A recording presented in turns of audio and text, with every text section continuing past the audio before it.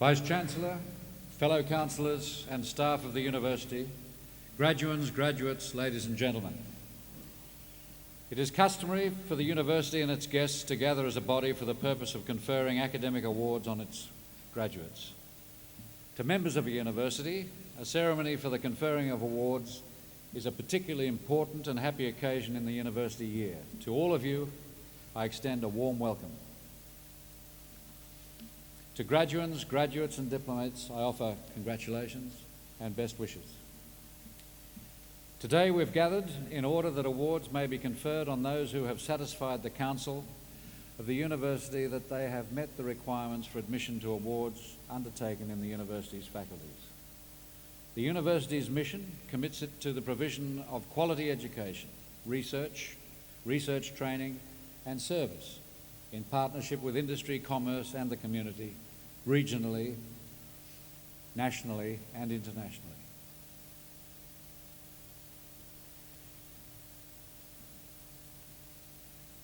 The University is also committed to the continuous improvement of all of its activities. The University has a commitment to the advancement and transmission of knowledge by the pursuit, recognition and the achievement of excellence in scholarship, research and teaching. This will be evidenced in the course of today's ceremony. Education today is about the acquisition of lifelong learning skills. I believe that the awards to be conferred upon our diplomats, graduates and graduates today will qualify them to make significant contributions in the local, national and, in the case of some, the international community. Lastly, I take this opportunity to remind those receiving their testaments today that as diplomats and graduates of the University, you automatically become members of Convocation. You thus join some 45,000 other graduates and have an opportunity through elected representatives to become involved in the governance of the University. Through Convocation, you will also be kept informed of activities and developments at the University. It will be possible for you to maintain an ongoing and lively relationship from here on out. By the authority conferred upon me by the Council, I will now formally confer academic awards. Will all candidates for admission to degrees and other awards please stand?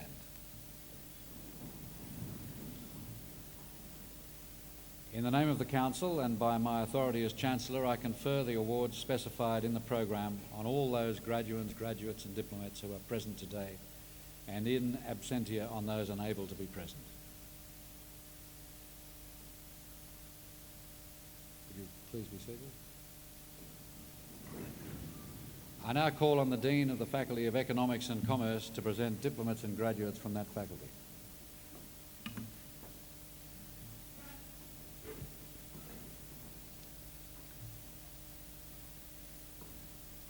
Chancellor, I present to you candidates who have satisfied the requirements for the award of the Diploma in Computing Studies.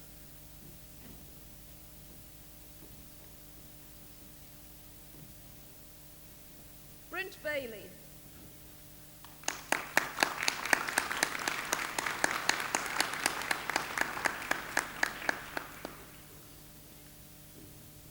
Melanie Broadhurst.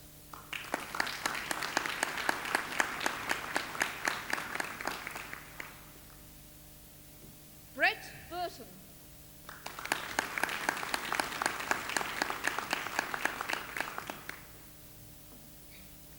Adam Cole-Clark.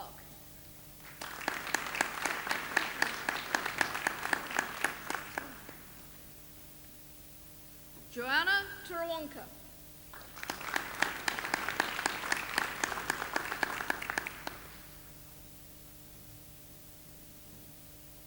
Keith Dean.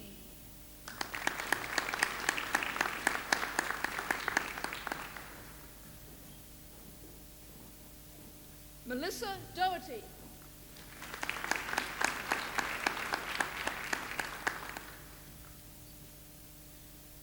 Lisa Dunn.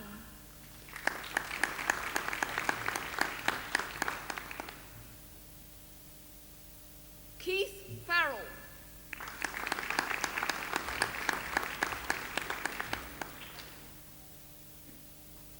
Zoran Kukovsky.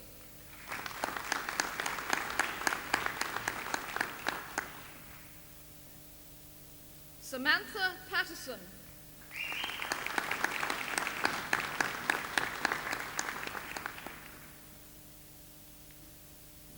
George Shrell.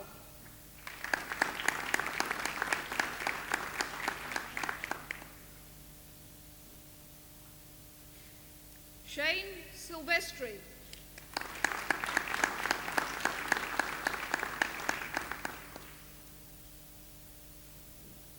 Chancellor, I present to you graduates of the degree of Bachelor of Business.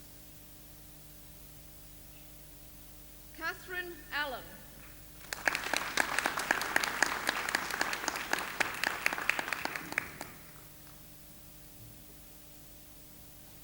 Craig Allers.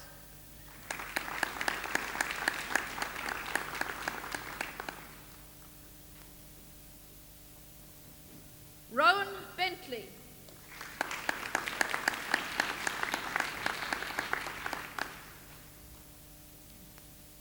Christopher Bird.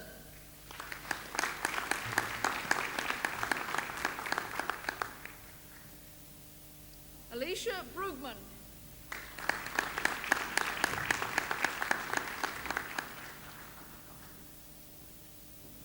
Rebecca Christian.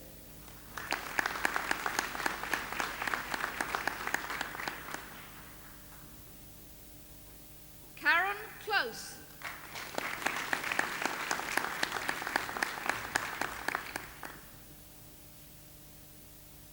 Melissa Connolly.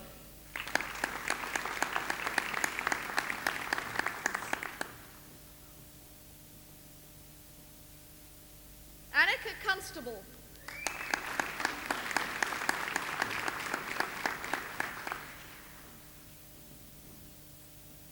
Melinda Cooper.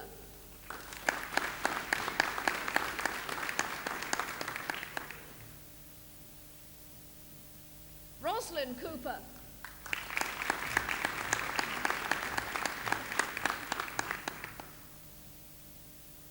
Megan Kopp.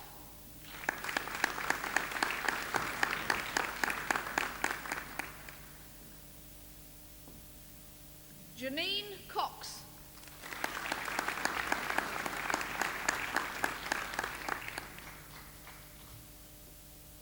Samantha Craig.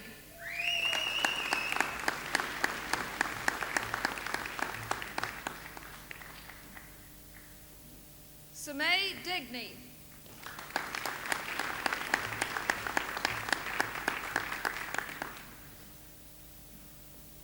Peter Denton.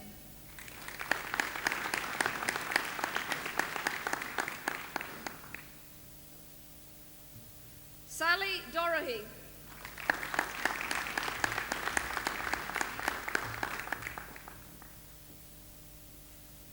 Scott Forbes.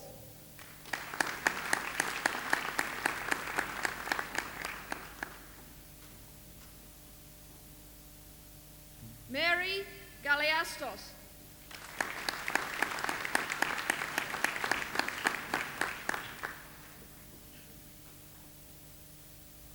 Kirsten Geddes.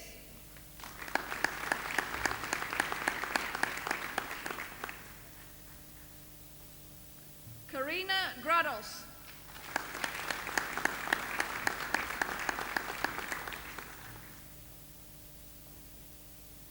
Justine Grafton.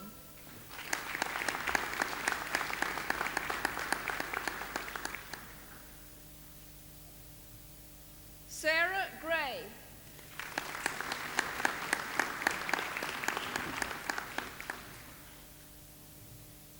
Shirley Gray.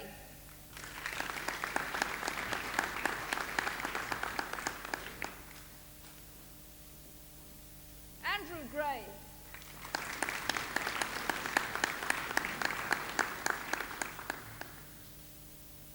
Anthony Halls.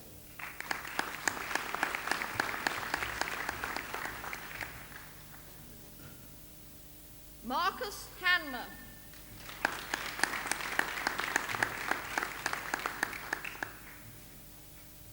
Brad Post.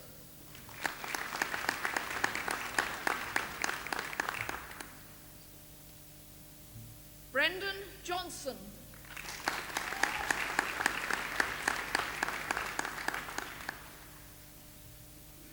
Emma Knox.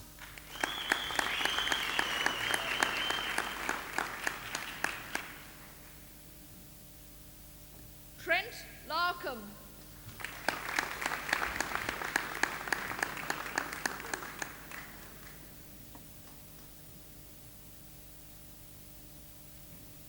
Stephen Lennon.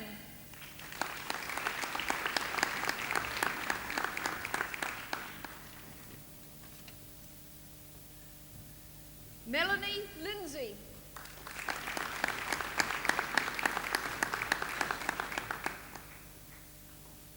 Andrew Martin.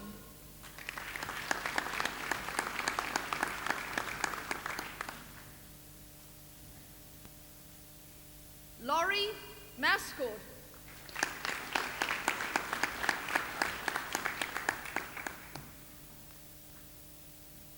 Geraldine Matthias.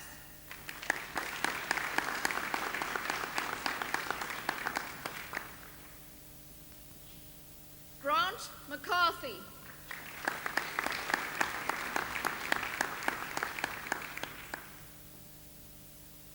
Jody McMahon.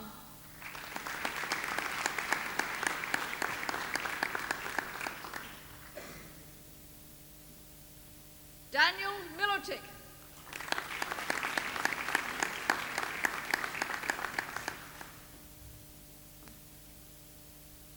Neil Minto.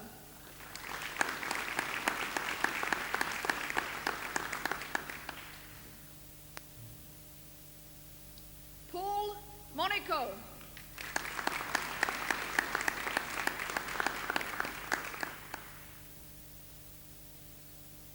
Anne Morrison.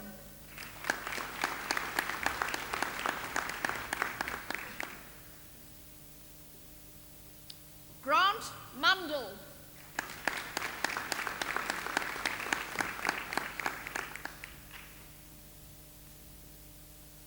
Jennifer Munro.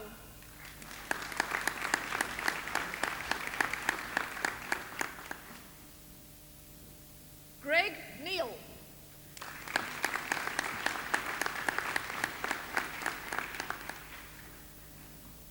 Roger Newsom.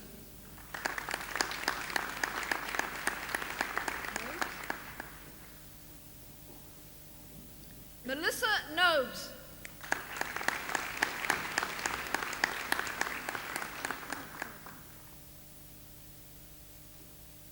Sarah O'Callaghan.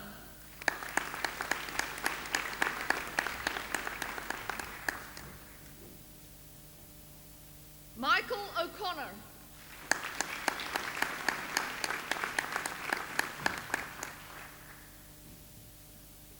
Matthew Patterson.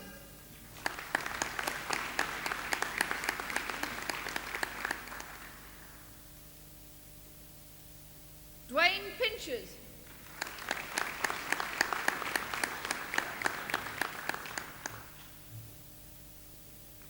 Ross Pringle.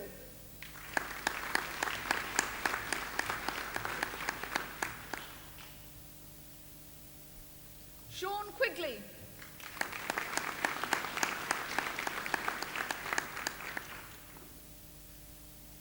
Martin Quirk.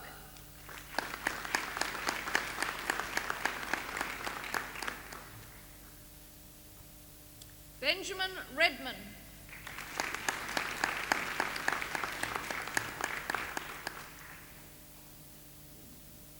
Sarah Riley.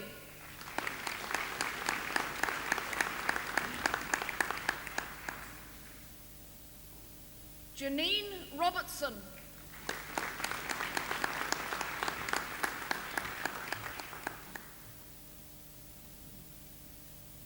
Gwendolyn Rolls.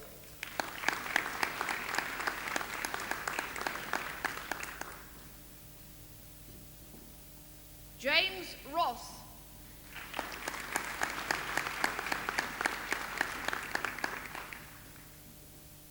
Kerry Russell.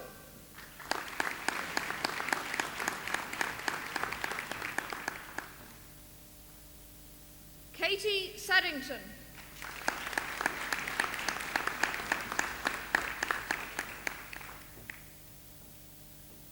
Ingrid Sewell.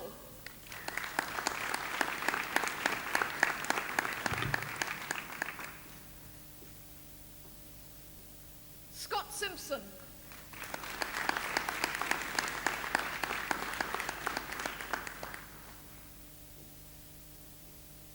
Helen Smith.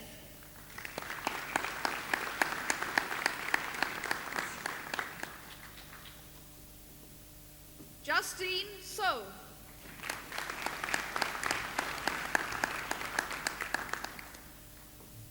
Nikki Sweeney.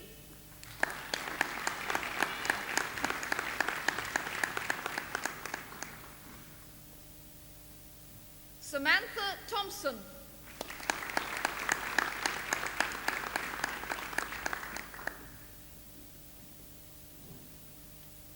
Kylie Tui.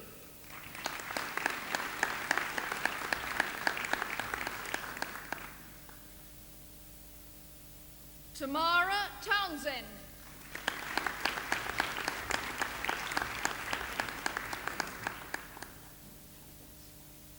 Helen Volacek.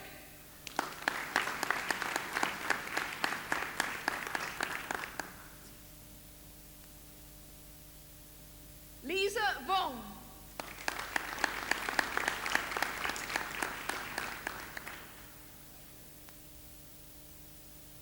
Adam Walton.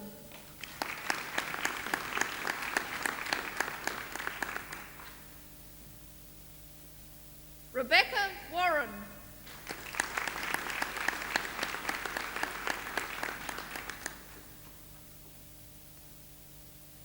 Lee Wilkinson.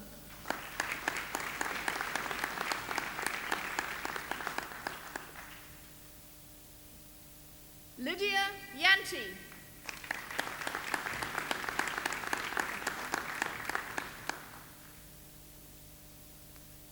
Tamara Young.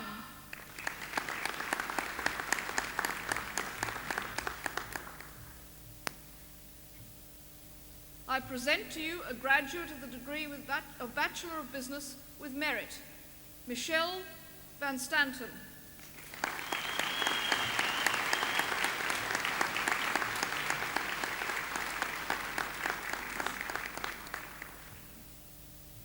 Chancellor, I present to you graduates of the degree of Bachelor of Information Science, Stephen Ayres.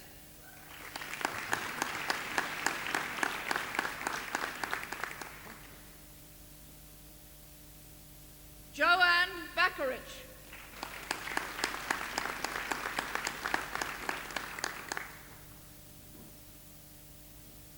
Melinda Bridekirk.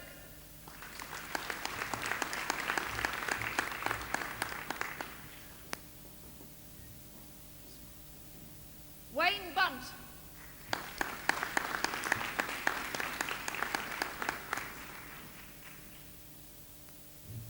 Munway Chan.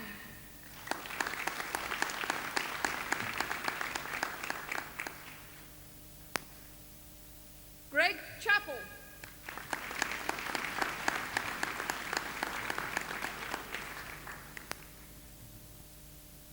Livia DeMeo.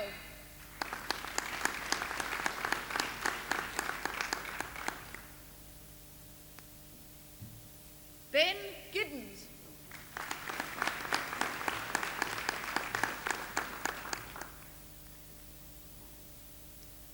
Clayton Gilbert.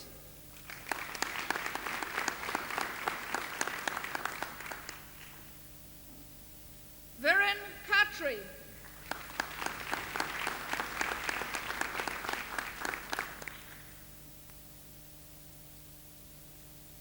Raphael Kubiak.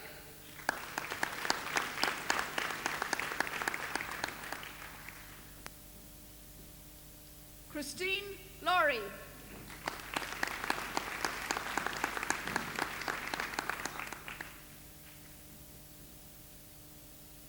Graham Lobsey.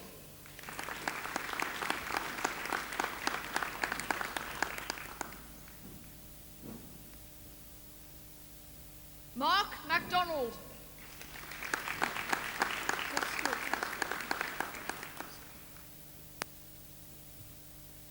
Anita Markovska.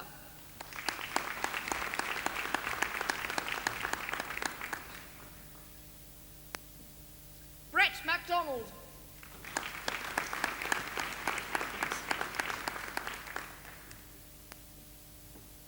Anthony McNeil.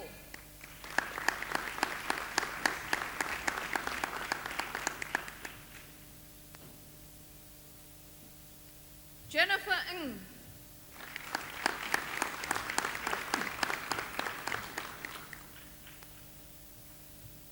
Maggie Ngu.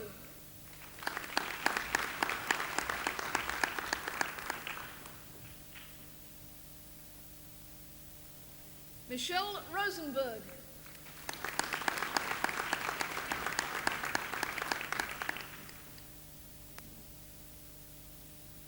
Sarah Ryder.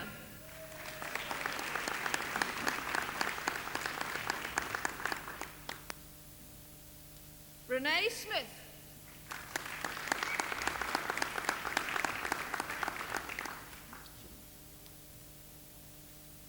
Gillian Vitnell.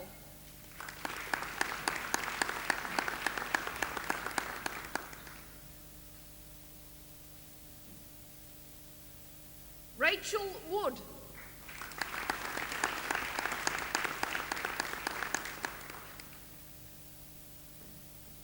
Adrian York.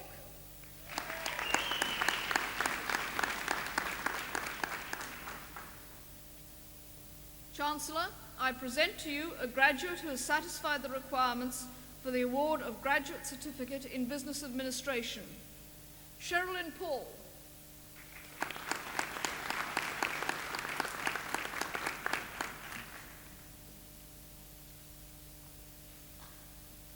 Chancellor, I present to you a graduate who has satisfied the requirements for the award of Graduate Diploma in Business Administration. Mike Carter.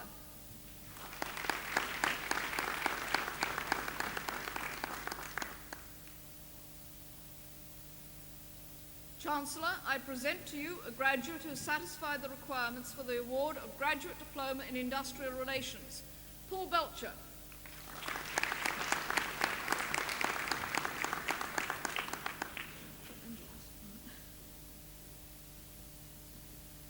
Chancellor, I present to you a graduate who has satisfied the requirements for the award of Graduate Diploma in Information Science. John Jordan.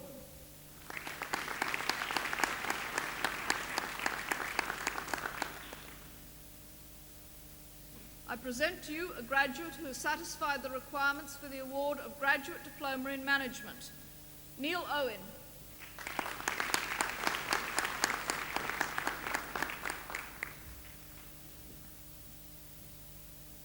I present to you graduates who have satisfied the requirement for the award of Graduate Diploma in Marketing.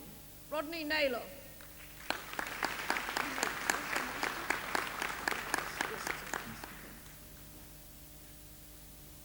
Ian Nichols.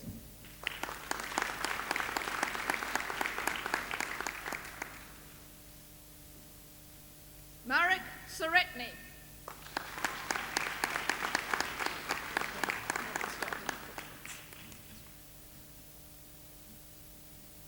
Chancellor, I present to you graduates of the degree of Master of Business Administration. Bruce Arnold.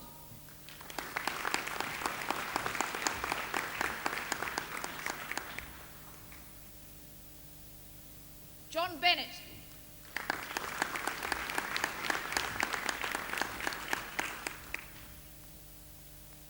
Rose DeStefano.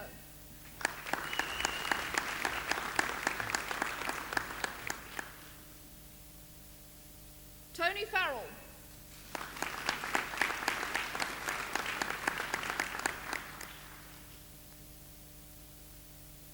Graham Fitzgerald.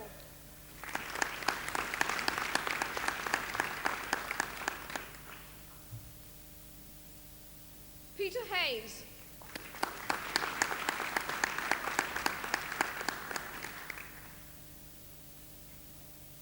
Colin Irvine.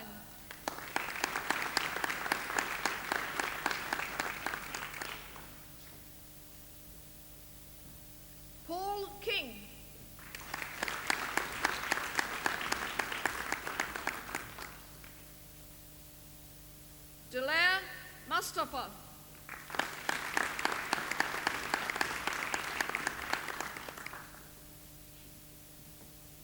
Ruth Peters.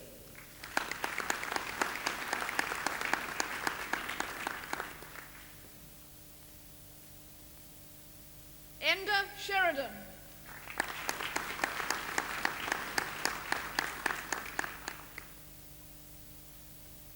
Richard Spoll.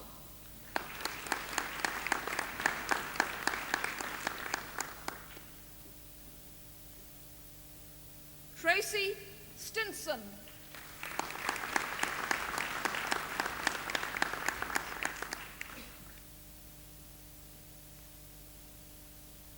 I present to you graduates of the degree of Master of Business Administration with merit. Stephen Elliott.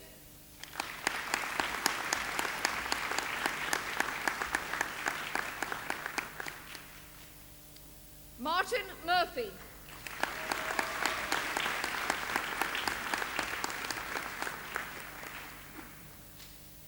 Chancellor, that concludes the presentation of diplomats and graduates of the Faculty of Economics and Commerce.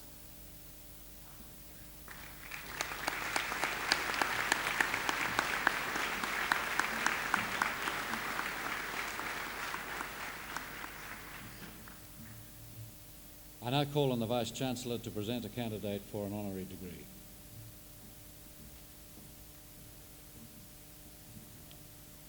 Chancellor, I have pleasure in presenting to you David Simon Carpin, Member of the Order of Australia, for admission to the degree of Doctor of Laws.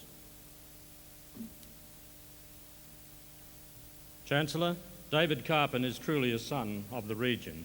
He was born in Maitland in 1942 and attended the Newcastle Boys School. He commenced employment in Newcastle with Commonwealth Industrial Gases Limited. He was then employed, still in Newcastle, with Conzinc Rio Tinto of Australia Limited, and then with the Sulphide Corporation Proprietary Limited and Greenleaf Fertilisers Limited. During this time, he obtained the degree of Bachelor of Commerce with honours in accounting from this university. David is reported to have made significant contributions to the university in his student days. He was an accomplished debater. From 1968 to 1977, David Carpin was employed as a lecturer in accounting at this university. From 1968 to 1971, he served as treasurer of the Sports Union and provided wise counsel on matters financial and administrative to the Sports Union. In 1972, the Sports Union conferred honorary life membership upon David. In successive annual reports of the Sports Union from 1970 to 1975, David is honourably mentioned as a member of the university's venerable gentlemen's cricket team. This was essentially a team of academic staff members of the university. David also enjoyed the camaraderie of his peers on the golf course. In 1976, David Carpin was awarded the degree of Master of Business Administration in Finance and Applied Economics from the University of Rochester in New York. He was awarded membership of Beta Gamma Sigma, the Honour Society of the American University Schools of Business Administration. In 1977, David Carpin returned to CRA Limited, initially as an executive officer in Melbourne. Then followed postings to Bougainville Copper Limited in Panguna, Papua New Guinea, Hammersley Iron Proprietary Limited in Perth, and Argyle Diamond Mines Proprietary Limited in Perth. David then completed the circle in 1992 and returned to CRA Limited, Melbourne, as Group Executive, Economic Resources. Since 1995, David has been a company director and consultant. He is chairman of Bougainville Copper Limited and chairman of Australian Airport Limited. He is an adjunct professor of the Managing Business in Asia program at the Australian National University. He is executive chairman of Carpin Slaughter Limited, and he is a board member of Monash Mount Eliza Business School Limited. In 1991, David Carpin returned to the United States to Harvard University, where he participated in the Harvard Business School Advanced Management program. David Carpin holds several professional memberships. He is a Fellow of the Australian Society of Certified Practicing Accountants, a Fellow of the Australian Institute of Management, Fellow of the Australian Institute of Company Directors, Fellow of the Australian Securities Institute, and an associate of the Australian Computer Society. From 1992 to 1995, David served as chairman of the Industry Task Force on Leadership and Management Skills. This task force produced a definitive report particularly related to management education in Australian universities. The report, colloquially referred to as the Karpen Report, has resulted in the most significant overhaul of postgraduate business administration offerings in Australia. In 1997, David Karpen was admitted as a member of the Order of Australia for services to business, management and training, education, mining and the community. Chancellor, it is with great pleasure that I present to you David Simon Karpen, Member of the Order of Australia, Bachelor of Commerce with honours of this university and Master of Business Administration of Rochester University for the award of the degree of Doctor of Laws.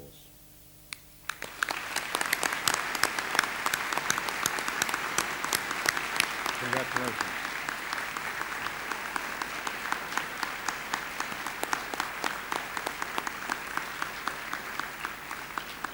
By virtue of the authority delegated in me by the Council, I hereby admit David Simon Karpen, Member of the Order of Australia, to the degree of Doctor of Laws honoris causa.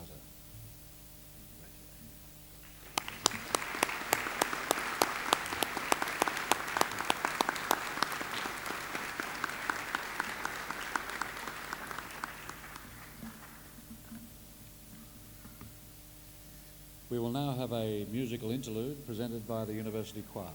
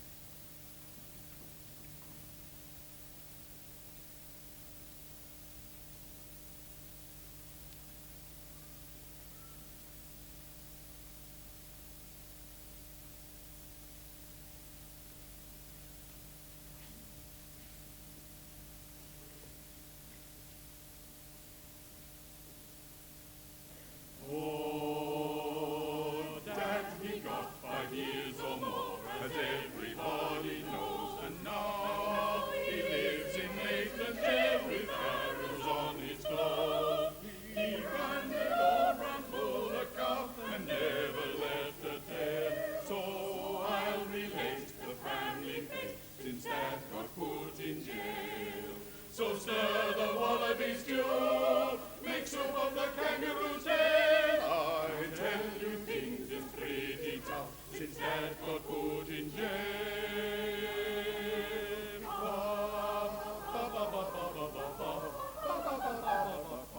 A people died a month ago of foot rot and the flu. A cow got shot last Christmas Day by my big brother Lou.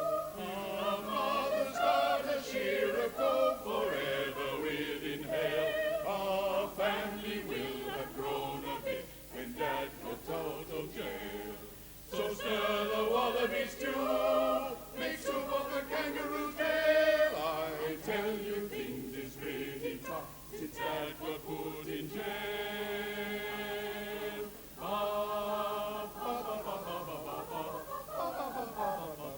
Our best got shook upon a bloke when he's gone we don't know where. He used to act about the sheds but he ain't acted square. I sold the buggy on my own but the place is up for sale. That won't be all that's up for grabs when Dad comes out of jail. So stir the stew, make soup of the kangaroo's tail. Things is pretty tough since Dad got put in jail.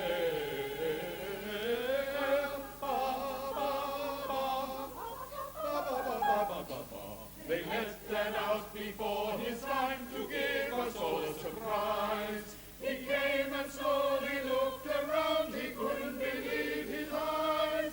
Shook hands he did with the shearer goat, his voice began to fail. He left us in the shearer's hands, while he went back to jail. So stir the wallaby stew, make soup of the kangaroo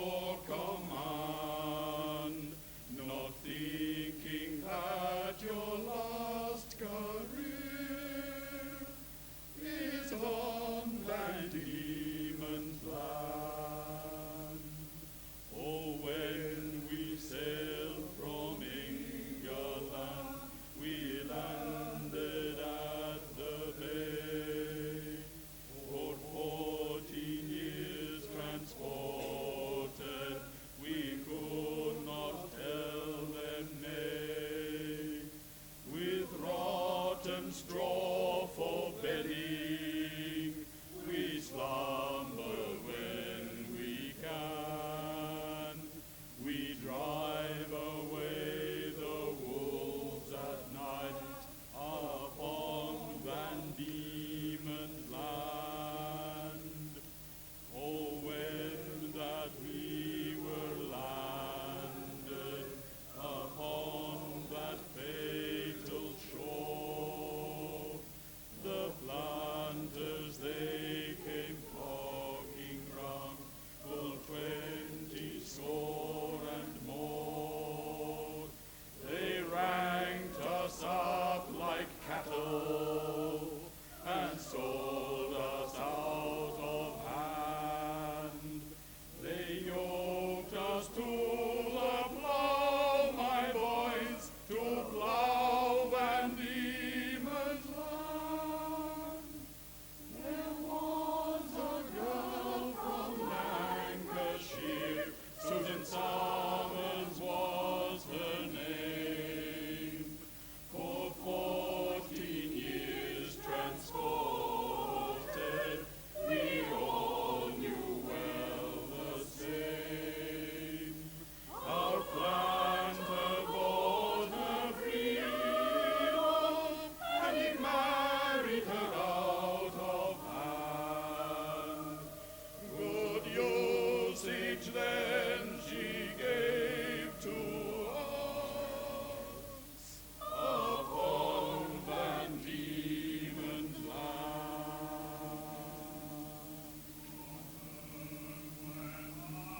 When slumbering I have a pleasant dream, with thy sweet girl I see, from my slumbering dream. England I with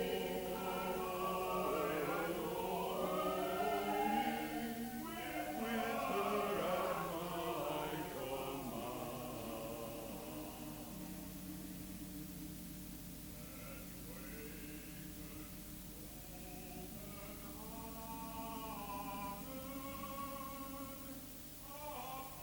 Van Diemen's land. Come on, you gallant poachers, give ear unto my song. It is a piece of good advice, although it is not long. Lay up your dog and snare, for you must understand. If you get caught, they'll let you die.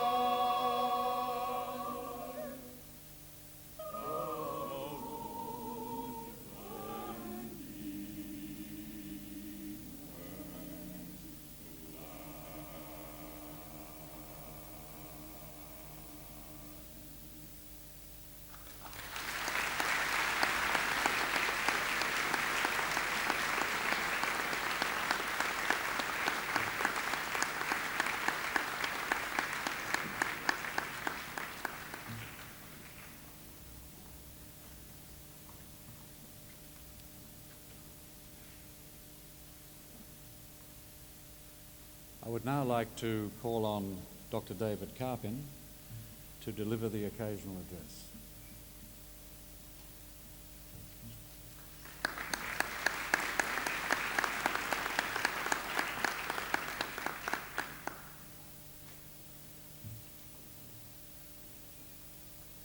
Chancellor, Vice-Chancellor, members of the University Council, members of the staff of the University, fellow graduates, ladies and gentlemen.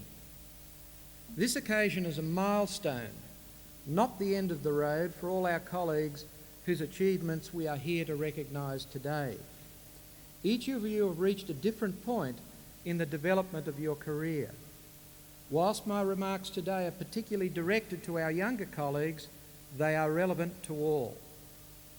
Having reached this new milestone, it may be appropriate to take time out from knowledge and skills acquisition if you wish. However, it will be worthwhile to mentally prepare yourself to renew your quest for knowledge and skills in the not too distant future. This is particularly the case in today's world of ever-increasing complexity and change.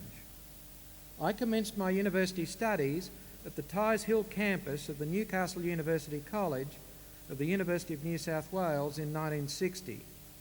This university has grown rapidly in terms of both breadth and depth of educational offerings since those early days. As well as studying at this university, I've had the privilege and pleasure of contributing as an academic for 8 years in the Faculty of Economics and Commerce. The role of a university extends beyond the academic pursuits within. The University of Newcastle has an outstanding record of contributing significantly to the cultural, intellectual and sporting affairs of Newcastle and its surrounding communities. Indeed, the rate of contribution accelerates. This university is one I am proud to be associated with. Today, I'm most grateful and honoured that my relationship has been further strengthened by receiving an honorary degree from the university. The grounding I've received in this rich and broad environment has provided me with a sound foundation on which to build a satisfying career in business and commerce. The world in which I learned my initial lessons in business and commerce has changed irrevocably. I graduated in commerce in 1964. Australia was then an optimistic country with innumerable opportunities for young graduates who were willing to learn and travel. Today, the world is more competitive, more demanding and more stressful. Successful business enterprises must operate in a global rather than a national context. Customers are more knowledgeable and more demanding of their suppliers. Technology is more important for commercial success and it changes at an accelerating rate. Ready and cheap access to information is a key factor in business success. It is easy to use examples from the information technology industry to illustrate these points, but managers in successful enterprises in old industries such as agriculture, mining, food processing, banking, insurance and sea transport will affirm that these contentions are just as applicable in their industries. I do not see a slowing down in pace or a reduction in complexity and competition in the foreseeable future. Indeed, a reduction in pace, complexity and competition would be a sure signal that Australia was losing ground and that its people's standard of living was deteriorating. Impacted by these trends, the profile of the typical manager in an Australian organisation has undergone and continues to undergo considerable change. 20 years ago, the typical manager was male, Anglo-Saxon, with no university qualifications. He had a long-term career with his employer and rarely travelled interstate, let alone overseas. He was given little encouragement to gain new knowledge or skills by his employer. Today, most new entrants to the managerial ranks have university qualifications. A small number of senior managers are women. A wider range of ethnicities are represented. Changing employers is a more frequent occurrence. Managers frequently travel overseas to buy, sell and learn. Employers encourage, some indeed expect, managers to acquire additional knowledges and skills. 20 years from now, nearly all managers will be graduates, many with postgraduate qualifications. Women will be well represented at all levels of management. Many managers will have multiple experiences of working in overseas posts. All senior managers and many in junior roles will travel internationally to learn as well as to buy and sell. The greatest assets one can have in a complex, fast-changing, competitive world are current and relevant knowledge and skills. Each of those graduating today will now be well endowed in these respects. However, one cannot be complacent. Today, new knowledge proliferates and skills can quickly become redundant. Earlier this week, Newcastle and its people received a major setback with BHP's announcement concerning the future of the Newcastle Steelworks. Many people will be badly affected by the foreshadowed changes. Those who will be impacted least will be those with transferable knowledge and skills. Those who will be impacted most will be those who have had difficulties acquiring new knowledge and skills. This university and Newcastle's other educational institutions have an opportunity and a responsibility to design and deliver effective programs to assist the affected people in transitioning to new, remunerative and satisfying careers.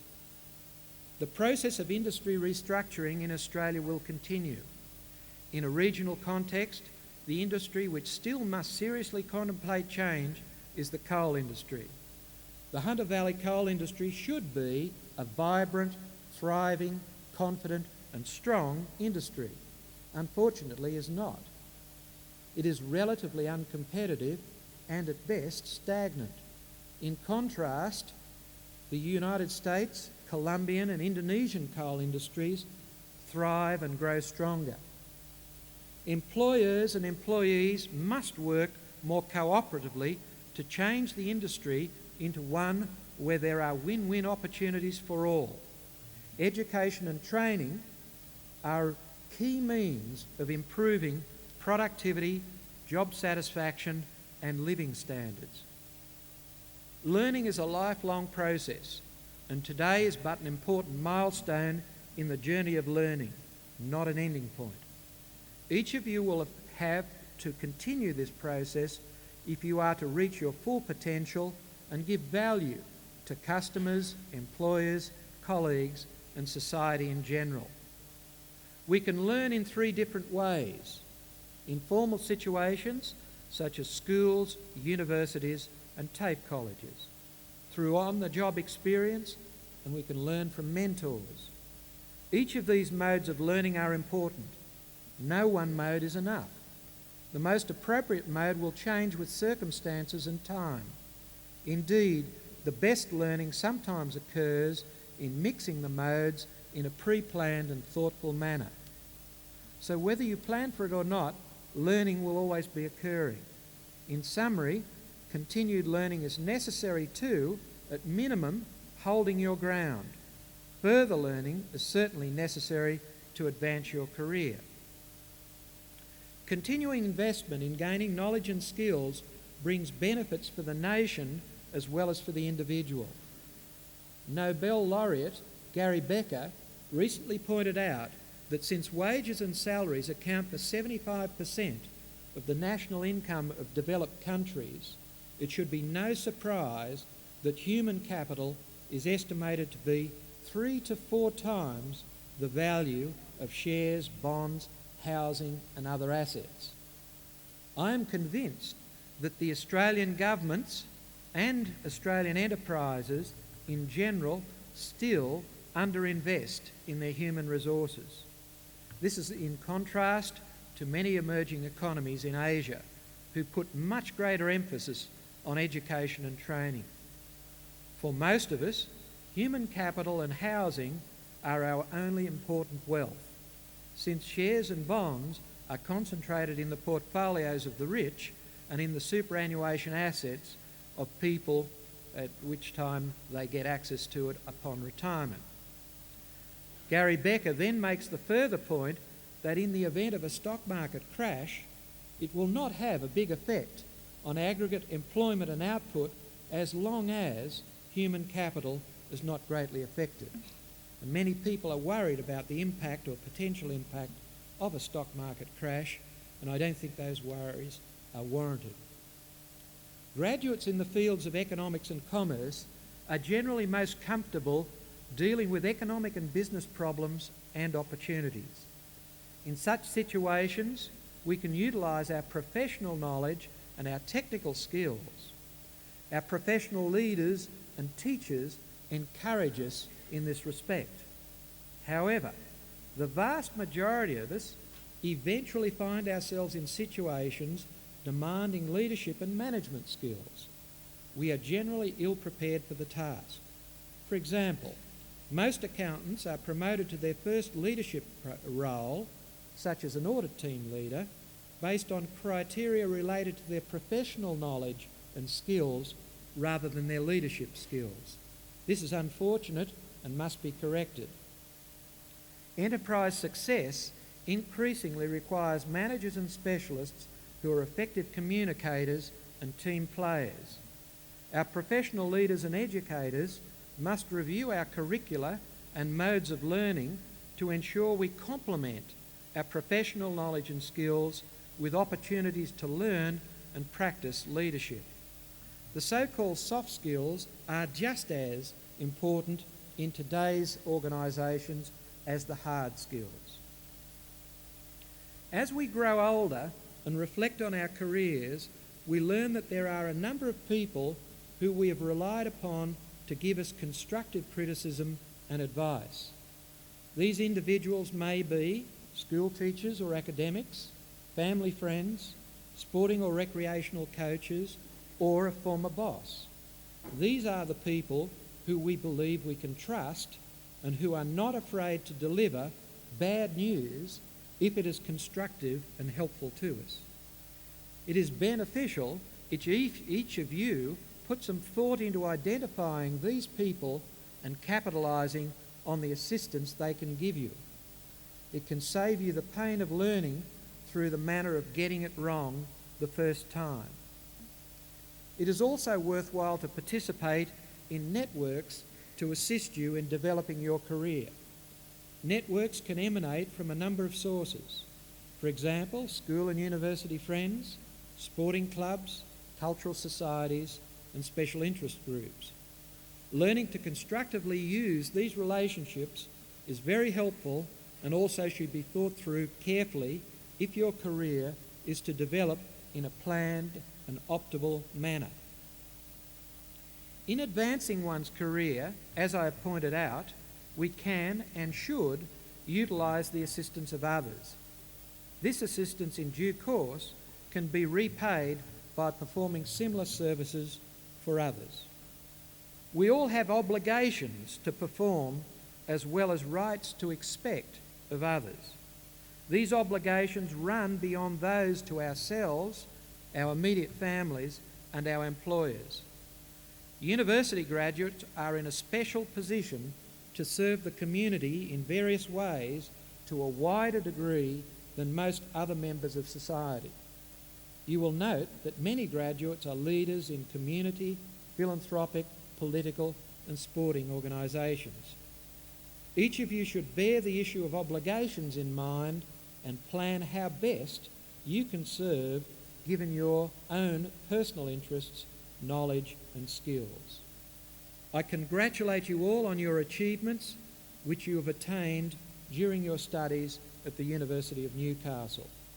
We are here today to recognise and celebrate those achievements. I wish you all every success in the careers that lie ahead of you.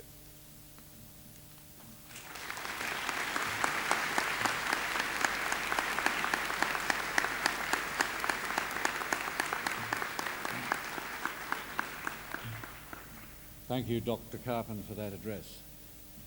You do describe a demanding, competitive and stressful world, but I think one full of opportunities as well, an optimistic speech, provided one is a traveller along the path of continuous learning, both technical and personal. The opportunities today are much greater than the opportunities of the past, but the effort required to benefit is much greater. However, all of you graduates embarking on the next phase of your living, you have a special position, as Dr. Carpenter described, for rewarding lives which are both rich and full. And I think tonight we've heard a pretty reasonable description of how to map out a very successful and rewarding life. Thank you very much for that indeed, David Carpenter.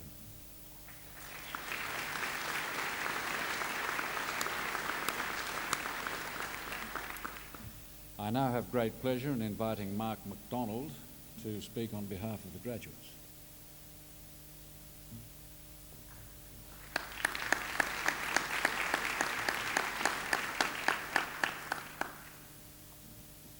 Chancellor, Vice-Chancellor, members of the University Council and staff of the University, fellow graduates, ladies and gentlemen.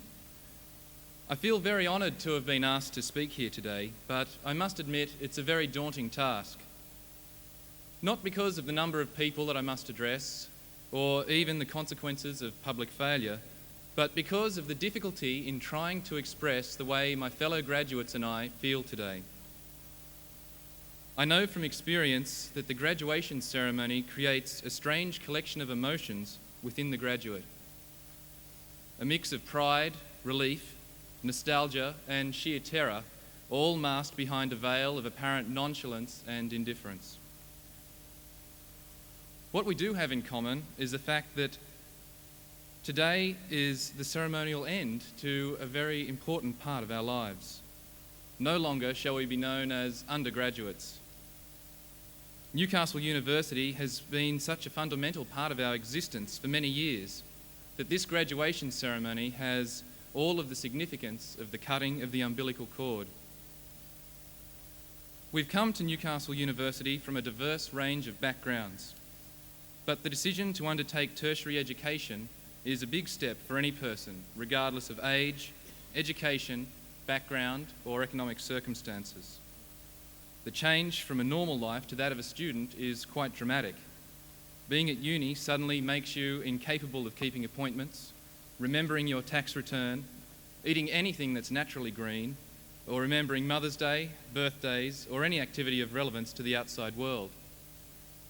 The only events you can remember and manage to successfully plan around are Thursday nights at the Bar on the Hill, lunch at the Union, Autonomy Day, frat parties, and the ubiquitous X-Files. One of the more memorable aspects of it being at university are the relationships that you form with other members of the faculty. Like any human relationship, these friendships have their collections of both romance and raging arguments. But studying is made more bearable and somehow even enjoyable through knowing that other people are experiencing the same as you. And it is the friendships that have been formed over this period that will remain strong over the years based on our common experiences and interests. The break from university life may seem easy at the end of semester when you really never want to see the place again. But it's occasions such as this that make you realise what an important part of our lives uni has been. Being able to spend all week in such a beautiful environment, with the Union serving the best chips and gravy in Newcastle, and the company of people who represent as diverse a cross-section of society available anywhere, it has to be one of the best places to spend time.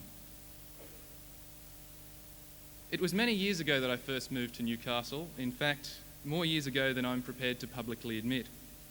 I came to Newcastle from a town about half the size of this campus, and I can tell you that university came as quite a shock to that naive country boy. I remember in that very first lecture, we were told to look at the person sitting on our left and the person sitting on our right, because only one of us was going to make it to graduation day. It's quite remarkable how accurate that prediction was. It was quite scary to think that while we were looking at the people either side of us thinking, well, you're not going to make it, they were looking back at us thinking exactly the same thing. So I asked myself, what has distinguished us from those who aren't here today?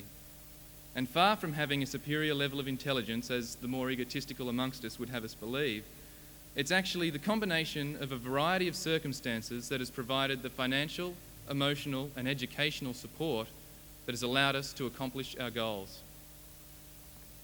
University study requires many sacrifices on the part of the student, as well as those friends, family, and partners who are in close contact with them. Without all of those other people, none of us would be here today. From mums giving us pumpkin soup and new underwear on every visit home, dads offering advice on car insurance, friends typing and sometimes even writing assignments, and partners ignoring our total lack of attention and bad moods. Even down to our lecturers who somehow still manage to smile, even while explaining for the 10th time something that only you seem not to understand. Our moment of glory here today has a lot to do with all of these people. But what has driven all of us here today is a passion for our chosen discipline, and it's that passion that will guide us through a future where decisions are increasingly made on economic and political reasoning. A degree is a very big undertaking, but the result is a form of independence and sense of purpose which makes us stand out from the crowd. Some graduates here today may have been fortunate enough to already have secured their idea of a perfect job, but many more of us haven't yet reached that stage of stability.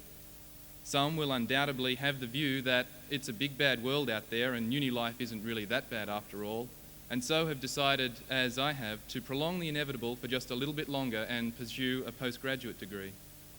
But whatever our decision, we'll all leave Newcastle University with a wealth of knowledge which sees us prepared for a future which is increasingly characterised by rapid social changes and a projected average of 6 career changes per lifetime.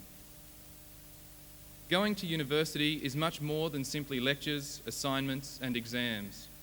It's about what I've heard others refer to as the university experience. It's about the exposure to different attitudes, customs, cultures and points of view. And it is a mix of all these things which has both broadened our minds and shaped our time here. We leave Newcastle University not merely with a degree, but with a body of knowledge and experience that will be the backbone to our continued development and education. Thank you.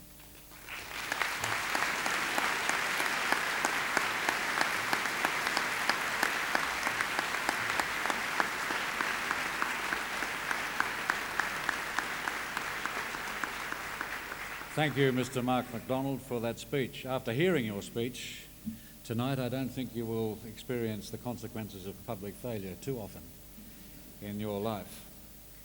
And, you know, we all join you with failure to complete our tax returns on time, I suppose, but one can understand the sentiment, never wanting to see the place again.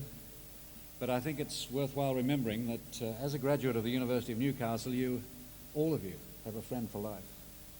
And a very important part of your network, your personal network, sits right here. So without further ado, I would like to declare this ceremony concluded. And could I suggest that you consider adjourning either to the Godfrey Tanner Bar for liquid refreshments or the University Club for a meal after you leave this hall. Ladies and gentlemen, good night.